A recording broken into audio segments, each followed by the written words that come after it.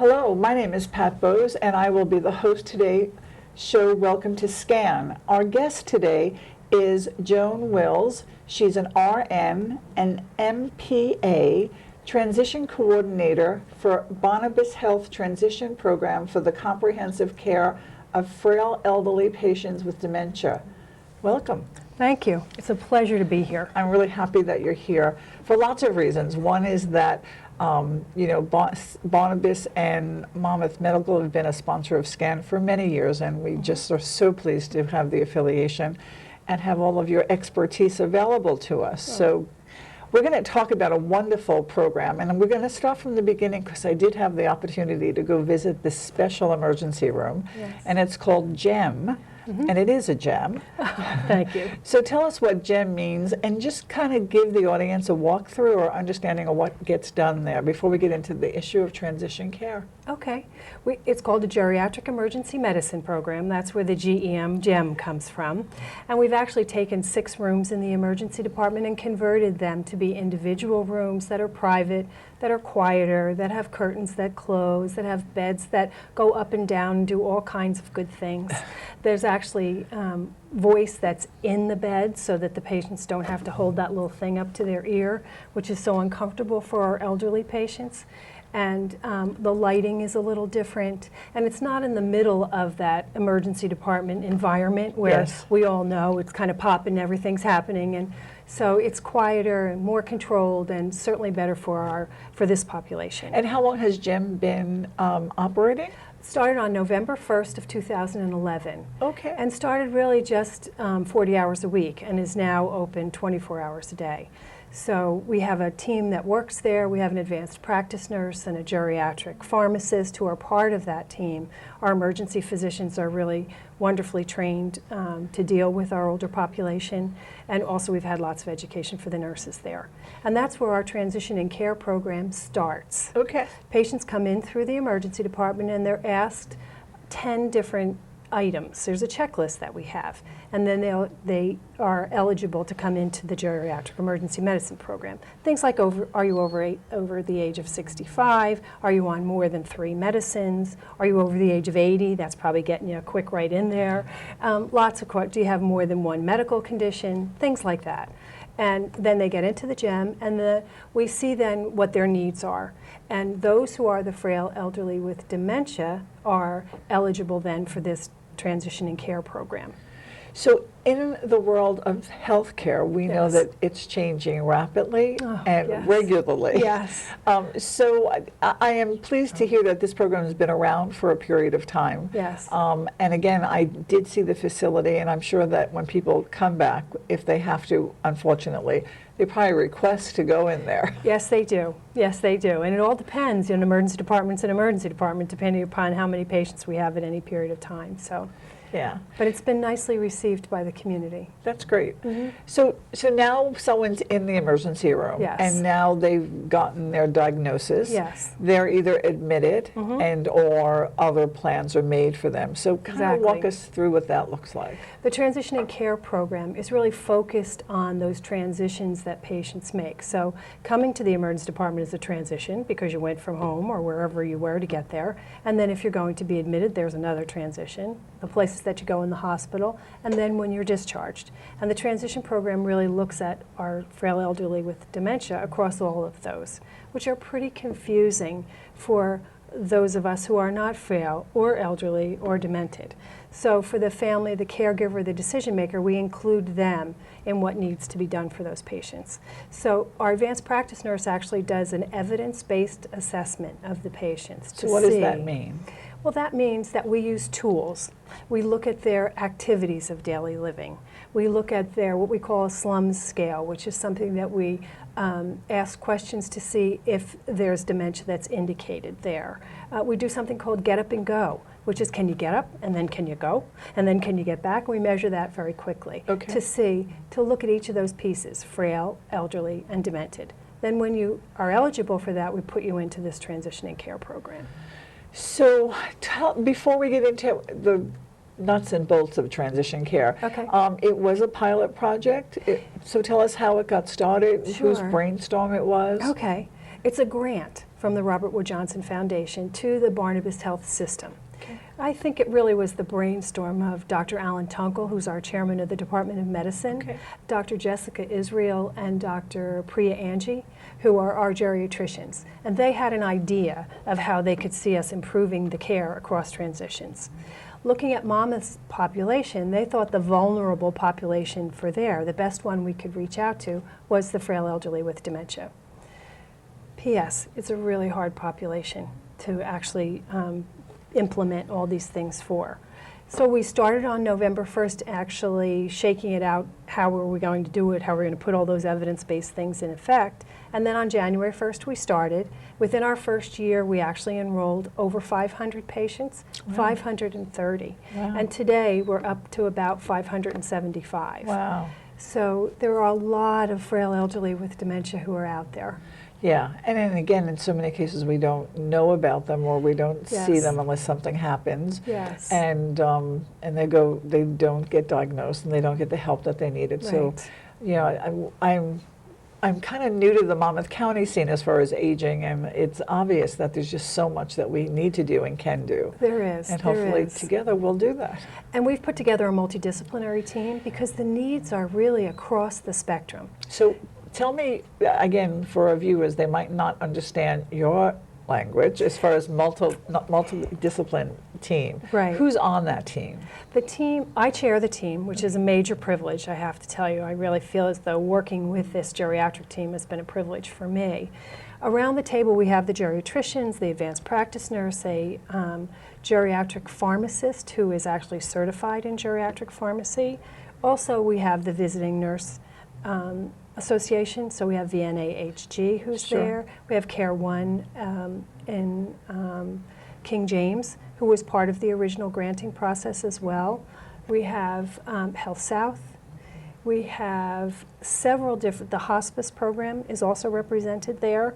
It's a good example of how there are many different disciplines, different types of providers who are involved in the care of these patients, which even makes it more complicated for them. So if we get all of our ducks in line, are communicating clearly, then we have a plan for how to get that communication back to the patient, the caregiver, the decision maker. Because remember, our patients are the demented patients. Right. So depending upon where they are, maybe they're in early dementia, then the communication needs to be clearly with them as well as with others. And then as we go along the line, that changes.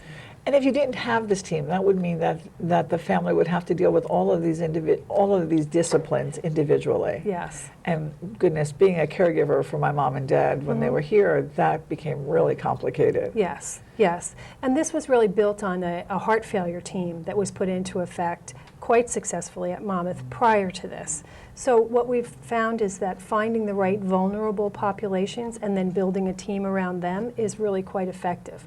Our next step for Barnabas Health is to take it to the other facilities, the other Barnabas Health hospitals as well. And we're in the process of doing that. And which ones are in Ocean?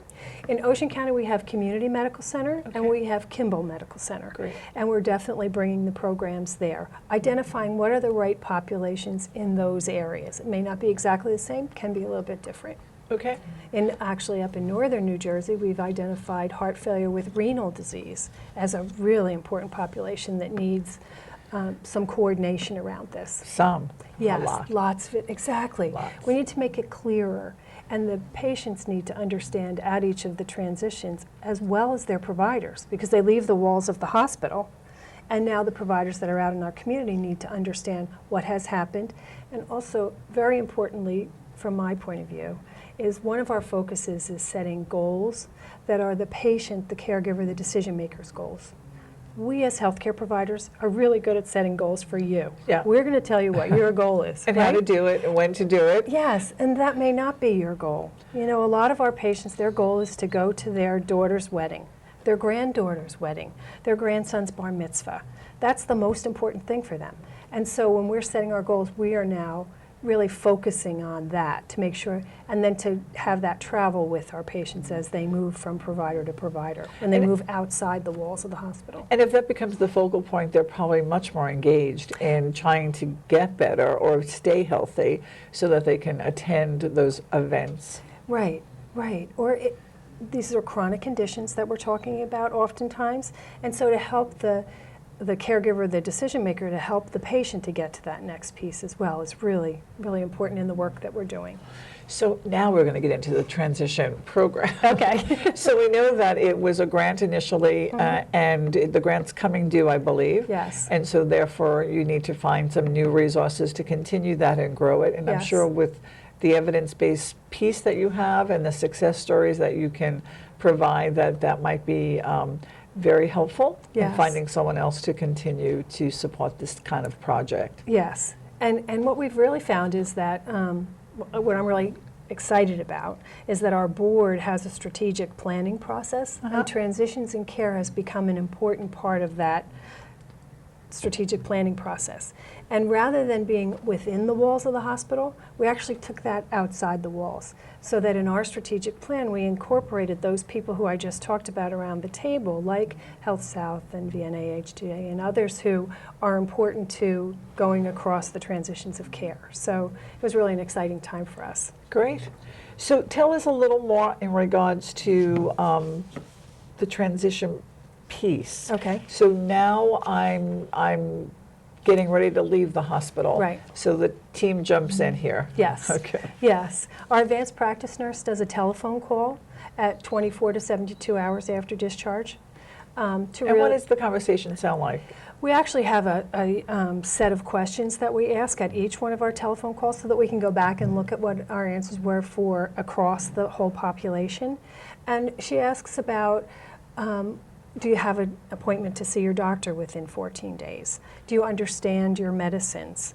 Are there any other needs that you have at this time? We're very focused on advanced directives and healthcare proxy, so we ask our patients if they have them or if they don't, or if they need some help in actually getting those. So that's another question that we ask.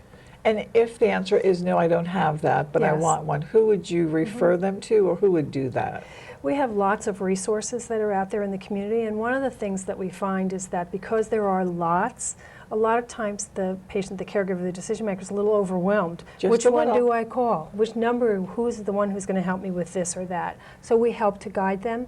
The Monmouth County Office on Aging is a wonderful resource, and I really hope that your audience will recognize that. They have lots of information and can help to guide patients and families as they move through this also. And in Ocean County, they have an Ocean County Office on Aging That's also. right. I mean, there's 21 of them every county, which New Jersey is very unique in that way. That's right. When we call them area agencies on aging. Yes. And so they're the conduit to bring funds into the community. They get them from the federal through the state, Right. and the county sometimes supplements those particular programs, and then they give it to providers to provide the direct service. And I Right. agree with you, they're great resources. And Great they have resources. what we call INA workers, information and assistance workers, who, when you call that number or Right. that 1-800 number, that they can probably give you some really good direction and get you where you need to be. And that's what we help them with along the way. That first call is by the advanced practice nurse. Then I do the follow-up calls, which are at 1 month, 3 months, 6 months, and 12 months, to again collect information, to be a resource. Sometimes people are doing well at that 1 month, and then when you call them at 3 months, they're really overwhelmed. Overwhelmed. I can remember one woman saying to me, I feel like an octopus. I have 8 legs and they're pulling every single one at the same time, and I'm not sure which is the right direction to go in. We have a support group for caregivers, and we certainly refer patients there to our caregivers resource group. And what happens is that caregivers who talk to caregivers, it's really good to be with people who are kind of in the same situation. Absolutely. I find that they nicely share really good information. I was on the phone with someone the other day. Her mother is advancing in her dementia, and she said when she was at the hospital, one of the things that she did was she went to the gift shop and she bought a pretty pink poodle puppet, a pretty pink poodle puppet that was soft and tactilely wonderful. And what she found was that when she gave that to her mother, it was very comforting for her when she was in her unfamiliar environment. And now that she's gone home, when her mother begins to escalate or is having some anxiety, she actually says, "Do you think Pinky would help you?" And she gives her the little pink poodle, and her mom's feeling very comforted by that. That's great. Isn't it? Yeah. So, you know, little tips that family members can give each other are often really, really helpful. It's funny because the whole caregiving piece, most people who are caregivers don't even view themselves that way. Right. I mean, it's something that you just do. I mean, it's Yes. family and or friends. Yes. But truly, without them, I could not imagine what it would cost to take care of seniors and people with dementia in the community. Oh, yes. And I talk to people every day, and really it warms your heart that, because, you know, sometimes if you watch the news every day, you think that maybe we don't have caring people out there in our society. And yet I talk to people almost every day who are really caring for loved ones in very, very difficult situations and trying their best to keep them home, keep them in their home environment. They're really, really trying hard to do that. And we feel like our team is helping them to do that. And it's such good work, Patty. Such good work. So after they're home or placed in a nursing home, I mean, because that might be another Might be. alternative or choice, you still touch base with them, We do. the 1, 3, 6, and 12, Yes. to keep them in your system and keep them informed and see how they're doing. Yes, yes, and what we find is that, you know, they may go to assisted living, they may be in a senior housing, there's lots of different options that are out there. Some of our ones who go to nursing homes might be 95 or older than that, and they're the last ones who are left. They don't have anyone else who's checking up on them. I had a man who, his brother was in Baltimore, he was the only living survivor, he was the one who was his power of attorney, et cetera, and he left us. Yeah. So it's really good work to be doing that. Yeah, and to keep someone to keep tabs on that, because Yes. no one else is doing that or knows what to do, and that's the other issue. I'm finding that our systems are just so complicated Yes. that you probably need a PhD, I mean, to get through them. And I think that they might get a little more complicated as we go down the road initially Yes. with the Affordable Care Act, Yes. and then also, you know, this piece on transitions and also the need for hospitals to keep people healthy, especially when they leave the hospital in the future, Right. all seems to be coming together at once. It does, and we kind of get into the alphabet soup, where we as professionals sometimes don't even know what another person is talking about or what the resource is out there. So I think with the Affordable Care Act and with our ACOs that are coming. And that means? Accountable care organizations. you. People are actually getting letters from Medicare, et cetera, about that. But the idea is to have your information available all along your care lines so that each of the medical professionals who sees you knows what happened with your last medical professional or where you are in terms of getting your immunizations or the right kind of testing that's needed for you. So. And we might be seeing in the near future that all of our medical records or information is on technology someplace, that someone who's taking care of you has the big picture Yes. and not just what you tell them. Yes. Because you know as well as I, sometimes when we work with some of the seniors, no matter what's the matter with them, they're fine, you know, Yes. and they have no problems and everything is hunky-dory, and you look around and the place is falling down and there's Right. no food in the refrigerator. So yeah, I'm excited that there's a system and a group that are taking on the lead here. So before we transition, because we have only a few more minutes, I really want to talk about your geriatric Health Center for Memory Institute. Sure. So tell us about it. Well, I've spent this time becoming a member of the geriatric team at Monmouth Medical Center, which is really a wonderful group to be working with. There's a geriatric health center where we have outpatient facility where they provide primary care and also consultation, especially the consultation with the Memory Institute. So those who are having issues with memory, who are looking to get a little more information about that or to have an elderly person assessed to see where they are for their memory issues, it's a really great place to do that. There's a team that has a nurse and social worker as well as the geriatricians. There's also some transportation that's available depending upon what the needs of the individual patients are, and they do a lot of really good work there. And I know that we're going to be working with you, hopefully in the near future, because we'll be having our first Brain Fitness Fair here at SCAN in November, and then hopefully rolling out some wonderful programs as far as nutrition education, physical fitness, technology, so one can keep their brain fit. Yes. And again, I've said this several times, I believe that the members of SCAN have been investing in themselves all of these years, and it's obvious that they're mentally and physically incredibly fit. And we want to spread the word that, again, we're here to do that. And we're also going into the community. Great. So we're not just asking people to come here. Great.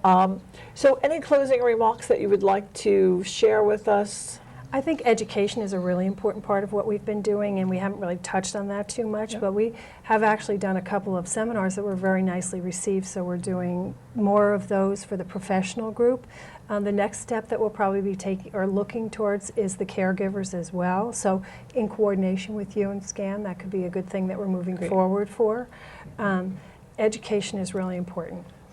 Getting people to understand in a clear way what their options are, how to make their transitions as safe as possible while also having high clinical quality is really important.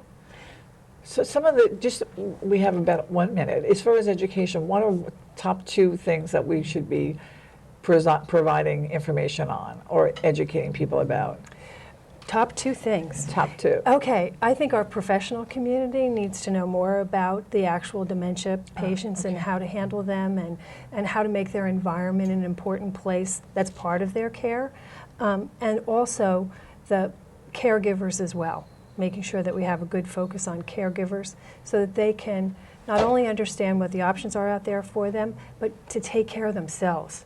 Absolutely. It's really important for the caregivers to take care of themselves, and they seem to lose that often. They're so busy taking care of everyone else. I agree. So that's really important for a focus. And we're hoping to get more caregivers groups down here and to use us or whatever they need from us, and that would be really, really exciting, especially when they need to come and probably take a yoga class or meditation and just think about them. Right. So I want to take this opportunity to thank you, Joan, for being here. And the time went really fast, and it was just really very informative.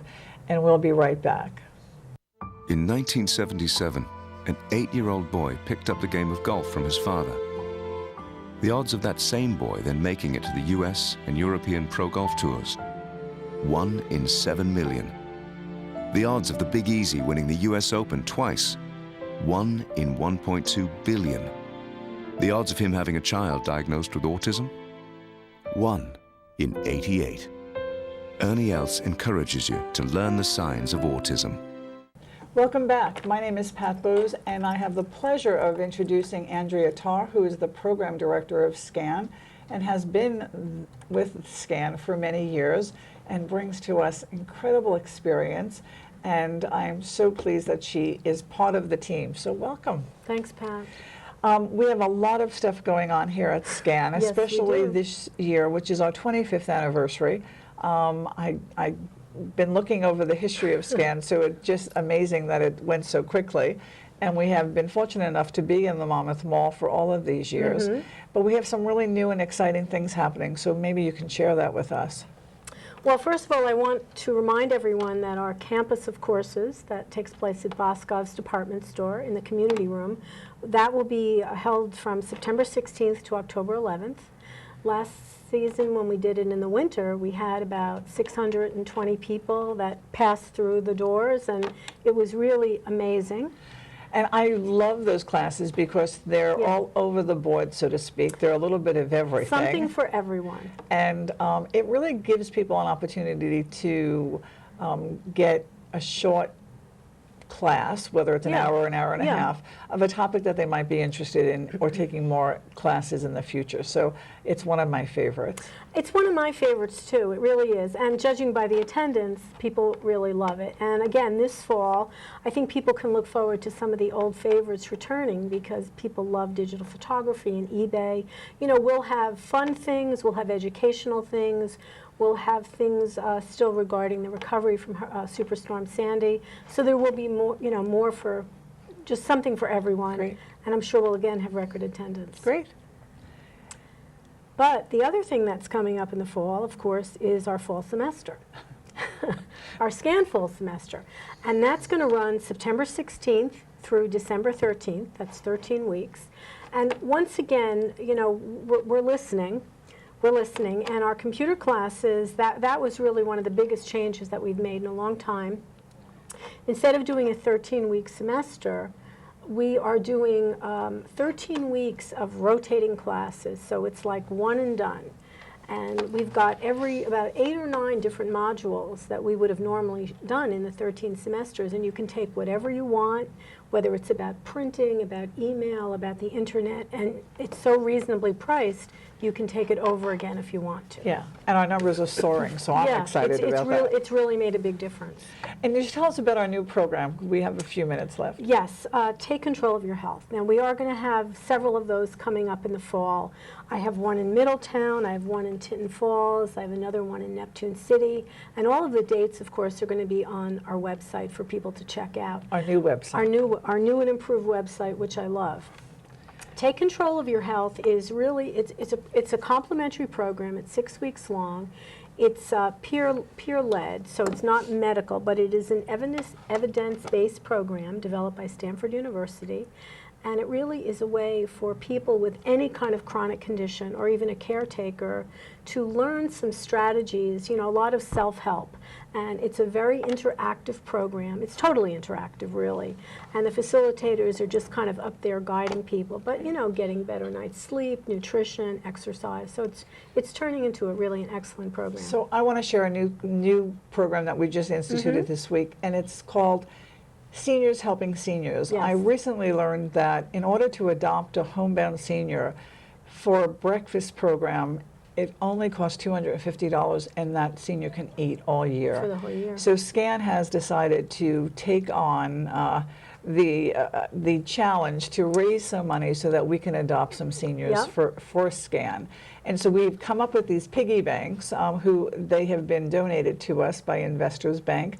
And we are asking people to take one, fill it up with change, bring it back, and we'll see how many seniors we can adopt in the near future.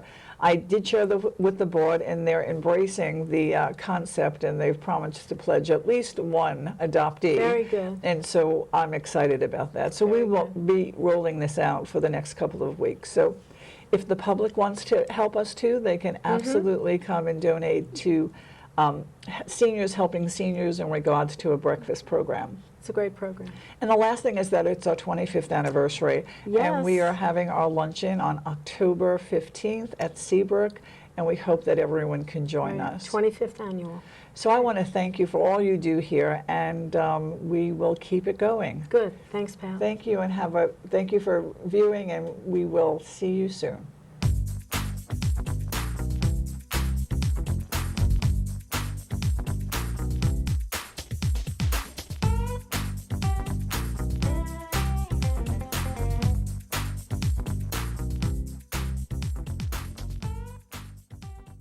How to locate SCAN. SCAN is easy to locate once you find the movie theater at Monmouth Mall. As you enter the parking lot from Route 35, the theater is almost directly ahead of you. Drive towards the theater, but go up along the left side into the parking lot. As you approach the end, you will see entrance number 3 on your right. Park and enter the building here. Once inside, you will see a staircase that only goes down. After passing through the doors at the bottom, turn to your left, and SCAN is right there.